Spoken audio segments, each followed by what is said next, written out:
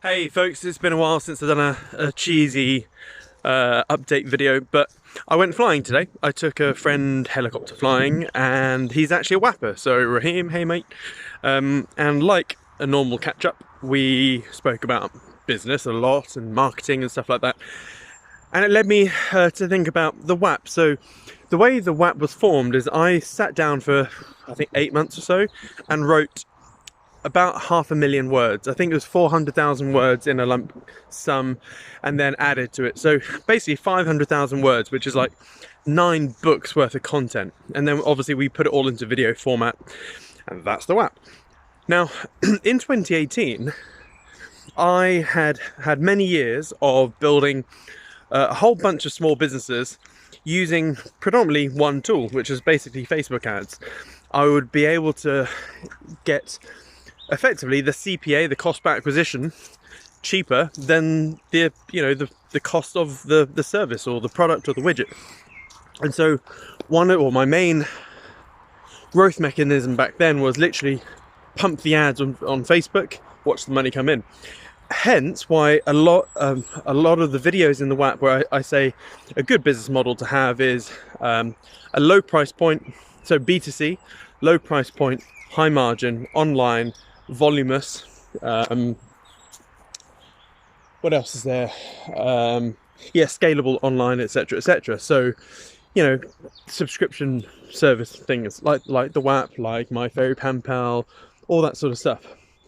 Fast forward to 2020, shit changes. And mainly, yes, rising living costs and all that sort of stuff, and discretionary spending is reduced, or people don't have enough because everyone's squeezed. But the main thing is that Facebook and Apple had that big fight. So and since then, marketing costs have spiraled, I would say quadrupled easily, to the point where if you have a business that matches that business model, it's not going to work unless you have a profitable back end system. So, and I would say that blueprint of B2C, low price point, high margin, blah, blah, blah, is actually a business model you absolutely do not want to embark on. And no matter how many times I run ads, say Facebook ads, and other ads like Google, YouTube, all that sort of stuff, to those types of businesses, the CPA is just ridiculous.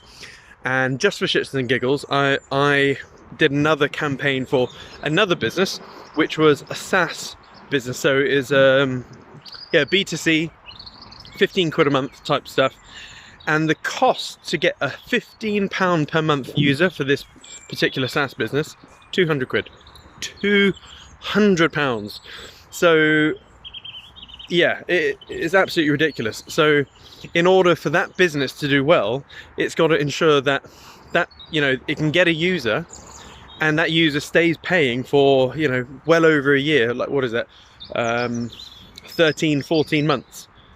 And then when you add on realistic churn, it's not going to happen, not unless it's a massive land-based grab. So you go underwater big time and blow 200 quid per user, and that there's a profitable back-end system that all of a sudden makes it worth it. Which is why most self-help gurus and all that sort of stuff, they will have the cheesy ascension price ascension model where come in for cheap $47 a month dollar product, and then the $200 a month, then the £1,000 a dollar a month type thing, and the super duper mastermind of like 50 grand a year or whatever it is.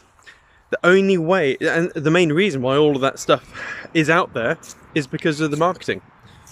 Companies lose money on the lower end. So I guess moving forwards, the thing that we all have to remember is that in the current climate, etc., the demographic with the less price sensitive, etc., is that you now need realistically a business to business model, which is inherently going to be, let's say, or less voluminous than say B2C, service based, high price point, high margin, scalable online still, or in fact not even necessarily scalable online.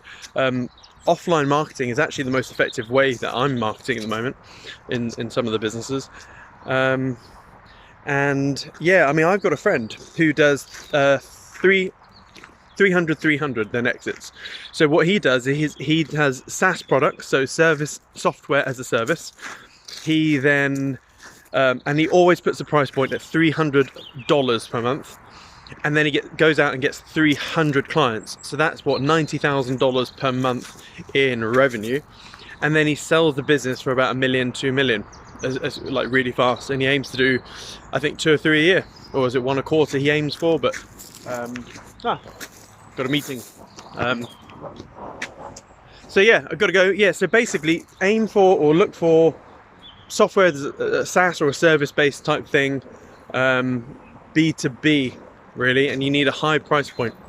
And even if things don't go well, and let's say you have something which is 300 quid a month and you get 10 clients paying 300 quid a month, that's enough to at least replace your salaried income. Anyway, food for thought. Hope it makes sense. Toodles, bye.